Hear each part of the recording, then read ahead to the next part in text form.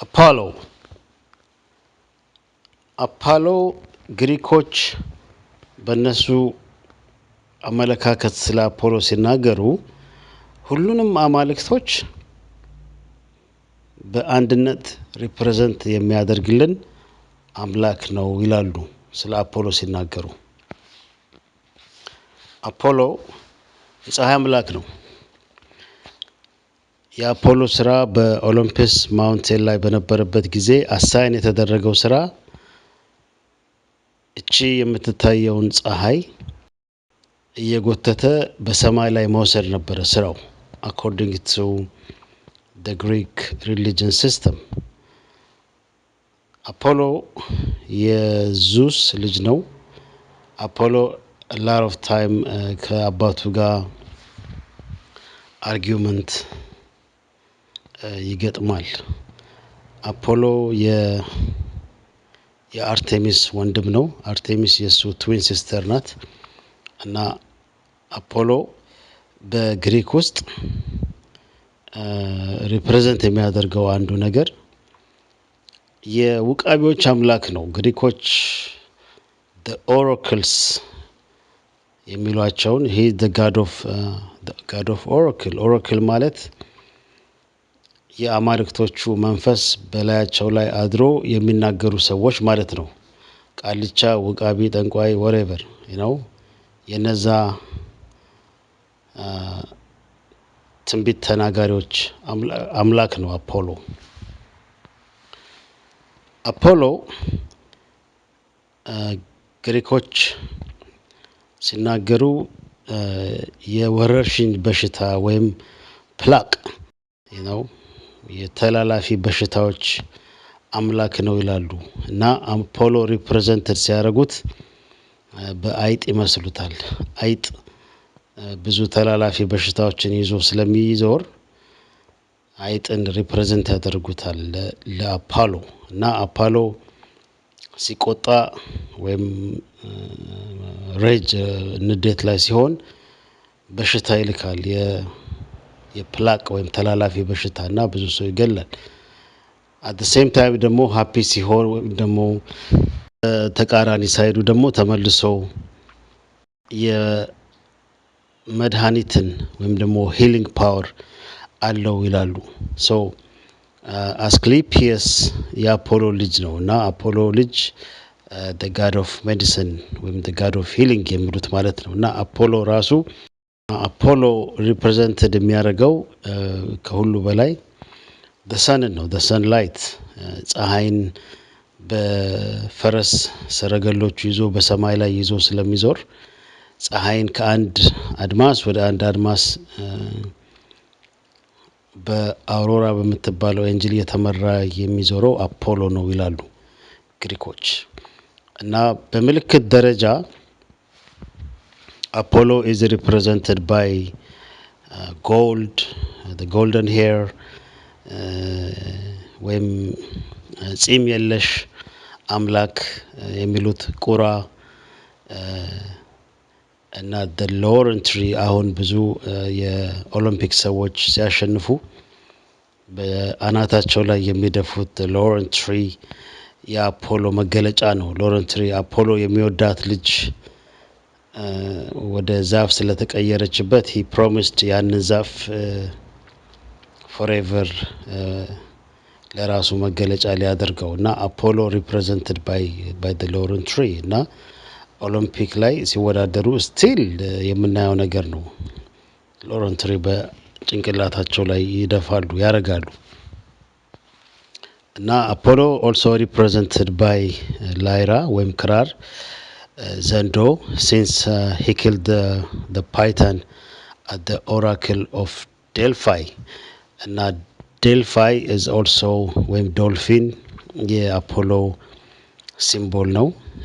ቼሪየት የፈረስ ሰረገላዎች፣ ወልፍ በላይኪያ በሚባለው ቦታ ይኖር ስለነበረ ቴምፕልን በዛ ስለነበረው ወልፍ ሪፕሬዘንት ያደርገዋል። ሶ also rooster በዚህ አመት እንደውም የቻይናዎች አመት the year of the rooster ነው። the rooster ወይም አውራ ዶሮ አፖሎን ፐርሰኒፋይድ ያደርገዋል። ምክንያቱም ፀሐይ ጠዋት ሊነጋ ሲል ከፍጥረት በሙሉ ፀሐይ ሊነጋ እንደሆነ የሚያበስረው አውራ ዶሮ ነው። ሰው the rooster also represent Apollo. Also the sunflower, የሱፍ አበባ የፀሐይን በየዕለቱ የምታደርገውን ጆርኒ ተከትሎ ወደ ፀሐይ ፊቱን ስለሚያዞር the sunflower ወይም ይሄ የሱፍ አበባ አፖሎን ሪፕሬዘንት ያደርጋል ማለት ነው። እና ግሪኮች ለአፖሎ ሲናገሩ ሁሉንም አማልክቶቻችንን ፐርሰኒፋይድ ያደርግልናል፣ ፀሐይን ወይም ደግሞ ለዚህ ለማይታየው አምላክ የሚታይ መገለጫ ነው ብለው የሚያምኑትን ፀሐይ ሪፕሬዘንት ስለሚያደርግ እነ ዙስን እነ ማርስን እነ ጁፒተርን በሙሉ እነ ኦራይንን በሙሉ ሪፕሬዘንት ያደርግልናል ይላሉ። ስለዚህ ዘ ሞስት ፓወርፉል አምላክ ለነሱ አፖሎ እና የአፖሎ ኦራክሉ ዛሬ ቱርክ በሚባለው የጥንታዊ የግሪክ ቦታ ላይ ቴምፕል ነበረው እና ነገስታት የሱ ኦራክል ላይ በመሄድ ጦርነት፣ ንግድ፣ ዋሬቨር ሲያደርጉ እዛ ቦታ ሄደው የእርሱን ትንቢት ወይም ደግሞ የእሱን ፊውቸር እንዲነግራቸው ይጠባበቁ ነበር። ምክንያቱም አፖሎ ፊውቸርን ፕሪዲክት ማድረግ፣ ፕሮፌሲን የመናገር ወይም ደግሞ ትንቢትን መናገር ወይ ደግሞ ወደፊት ሊመጡ የሚችሉትን ነገሮች የመናገር ስልጣን ነበረውና እና አፖሎ እንዳልኩት ኤርሊየር በሚቆጣበት ጊዜም ዲዚዝን ስለሚያመጣ አፖሎን ግሪኮች በጣም ያከብሩትና ይፈሩት ነበረ ነው። እና አፖሎ በጥንታዊ ግሪክ ጊዜ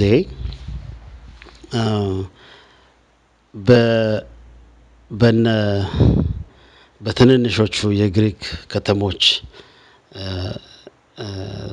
ኮሎኒ መስርተው ከሚኖሩት ትንንሽ መንግስታት ይልቅ ዶሚኒየን ከሚባሉት ወይም ደግሞ ሞስት ፓወርፉል ከሆኑት ጋር አብረው መስራት ይመርጥ ነበረ ይላሉ ግሪኮች።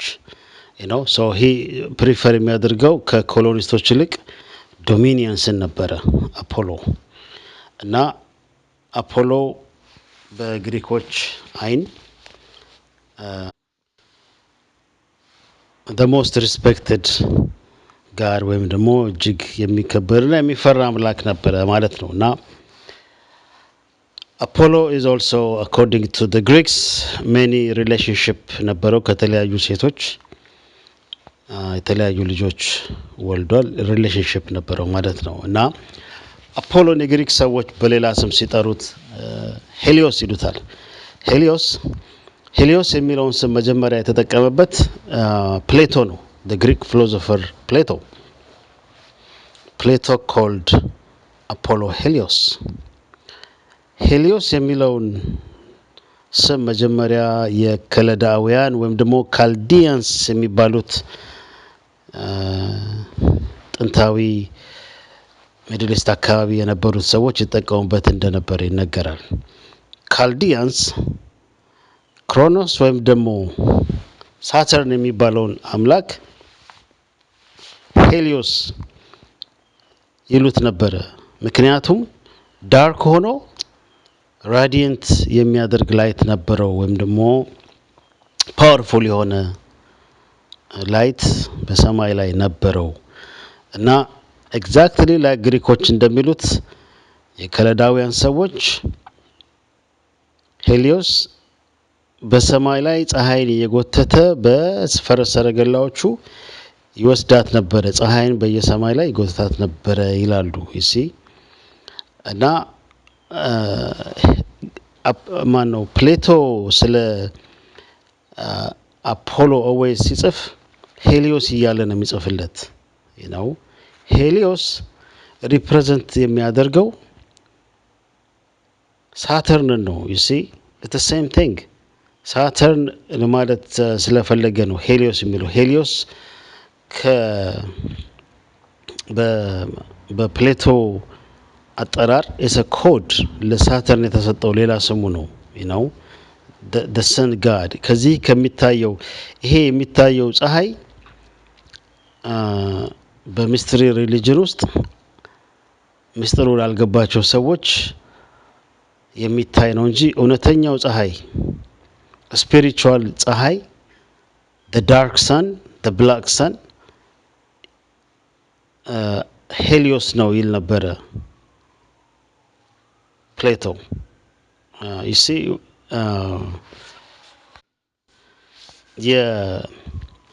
የሄሊዮስ ከልት በጣም የነበረበት ቦታ ሮድ ነው ሮድ ይሄ ሮደስ የሚባለው አይላንድ ነውና ሮደስ ላይ አክቹሊ የዛሬ 2-3 አመት አካባቢ ላይ ሮደስ ላይ ከዚህ በፊት በዓለም ከነበሩት 7 ወይም 8 ድንቅ ነገሮች አንዱ ተብሎ የሚነገረው the colossal of ሮደስ የሚባል በሁለት አይላንዶች መካከል የቆመ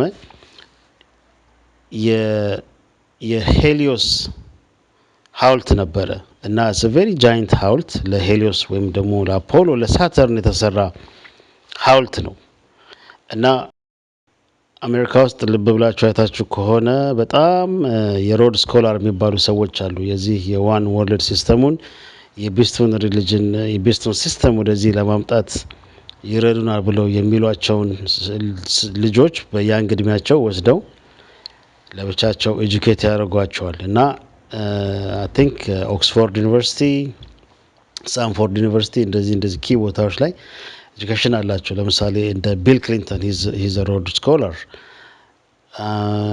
ጆርጅ ስቴፋኖፖሊስ የሮድ ስኮላር ነውና እነሱ የሚሉት ሲሲሊ ሮደስ የዚምባብዌ ገዢ የነበረው እንግሊዛዊ አይሁድ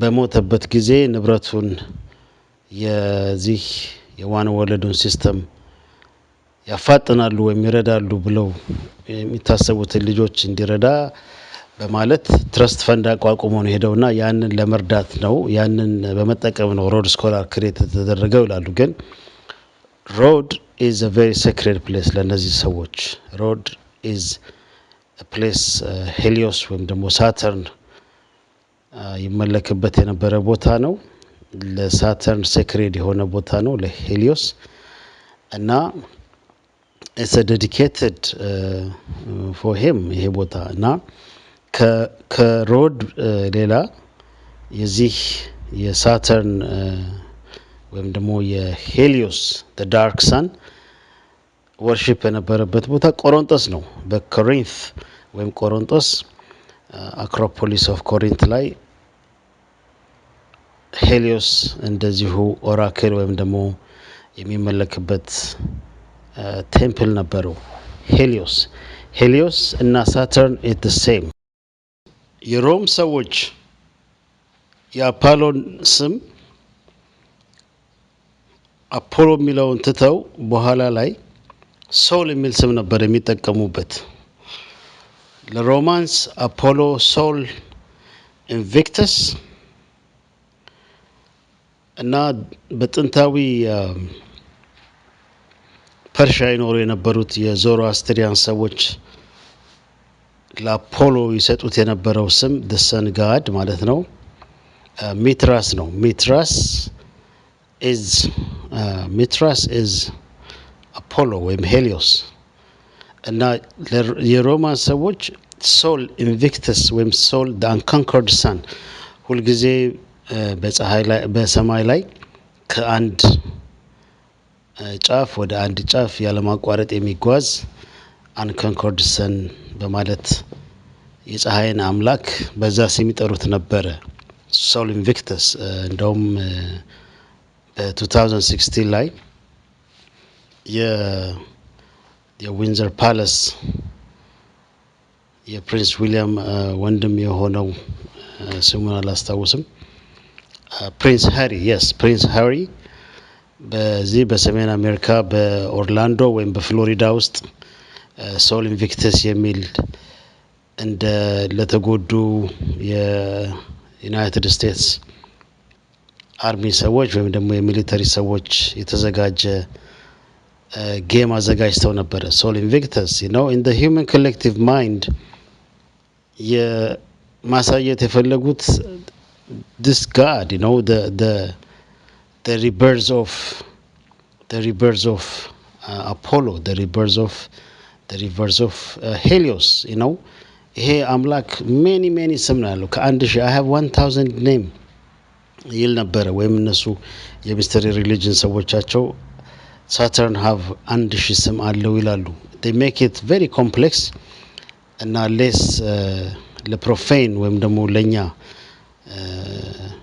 ኢኒሺየትድ ላልሆኑት ሰዎች ምስጢራቸው እንዳይታወቅ በተለያየ ስም ይጠሩት ነበር starting from Egypt, Babylon, Akkadian, Chaldean, the Phoenicians, the Canaanites, the Babylonians, the Greeks, the Romans, all these so-called civilizations የባዕል ወርሺፐሮች በሙሉ በተለያየ ስም ይጠሩት ነበር ማለት ነው so the Greeks Helios, Apollo የሚሉትን the Romans they call it Sol Invictus ወይም ደግሞ ሚትራ ይሉት ነበር እና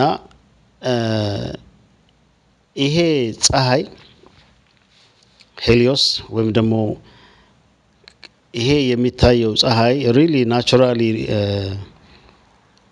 ሪሶርሱን ወይም ደግሞ የፀሐይ ብርሃኑን የሚያገኘው ሌላ ከማይታይ ፀሐይ ነው ይላሉ ይሄ the black sun the spiritual sun that's why የነሱ ቀን የሚጀምረው ሚድናይት ላይ ነው ምክንያቱም ሚድናይት ላይ the black sun the spiritual sun right at the center of በመሬት ላይ ይሆናል ስለሚሉ the morning starts according to these powerful people the morning starts ሌሊት ከሌሊቱ 12 ሰዓት ላይ ጀምራል ማለት ነው ቀኑ የሚጀምረው የመጽሐፍ ቅዱሱ አምላክ ዲክሌር ካደረገው ቀን ጋር ሳይሆን የነሱ አምላክ የነሱ ፀሐይ በሚወጣበት ሰዓት ላይ ነው ቀን የሚጀምረው የኛ ቀን የሚጀምረው የመጽሐፍ ቅዱሱ አምላክ ጠዋት የሚለው እሱ የሰራት ፀሐይ ጠዋት ላይ በእኛ ሀገር አቆጣጠር ከጠዋቱ 1 ሰዓት ላይ ማለት ነው በኢትዮጵያ አቆጣጠር እና የነሱ ፀሐይ spiritual sun the invincible sun the black sun የሚባለው የሚወጣው midnight ላይ ነው ማለት ነው all this the black sun society of the Nazis is all associated with this dark energy dark matter all this the black sun society the Bell society now all this ከጥንት ከነአናውያኖች ከነ ባቢሎኒያን ኢጂፕሽያንስ ጀምሮ ይመለክ የነበረ አምላክ ነው now the time is here they are trying into different ways just the illusion of choice ነው የሚሰጡን ያሉት እንጂ በፓወር ስትራክቸሩ ላይ ያሉ ሰዎች they are the same people ሁሉም ከአንድ አካባቢ የመጡ ናቸው who will achieve እነሱ አሁን በመካከላቸው በፋክሽን ተለያይተው ያ ነው የሚያጣላቸው እንጂ እስናት የህዝቡ ኢንተረስት አይደለም ግን some of them they look more harmless they look more decent but even more lethal ናቸው just like ኦባማ እንዳሳየ ማለት ነው ባራክ ኦባማ ባራክ ማለት ባለፈው እንዳየነው ላይትኒንግ ማለት ነው ላይትኒንግ represent the god ዙስ ነው ኦባማ ሪፕሬዘንት ሲያደርገው የነበረው ኢንፋክት ኮሎራዶ የመጨረሻው የዴሞክራቲክ ኮንቬንሽን ላይ የዙስን ቴምፕል ሰርተውለት ነበር ለኦባማ thank you company